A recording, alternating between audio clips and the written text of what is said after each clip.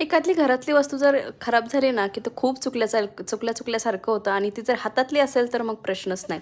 म्हटलं त्याआधी तुम्हाला सांगते, इथे आऊचं रायटिंग सेशन चालू होता. म्हणजे पेन्सिल आणि पेपर मी फर्स्ट टाईम त्याला हातात दिला आणि त्याला इतकं वेगळं वाटत होतं, की मम्मा हे माझ्यासोबत काय करते? खूप सगळी मस्ती, खूप सगळे गाणे, झुक झुक अगेन गाडीवर डान्स हे सगळं झाल्यानंतर कृष्णाला खायची होती आईस्क्रीम म्हणून त्याच्यासाठी मार्केटमधून आधीच मी डब्बे आणून ठेवलेले वेगवेगळ्या फ्लेवरचे. सो त्याला खायची होती ही मँगो आईस्क्रीम.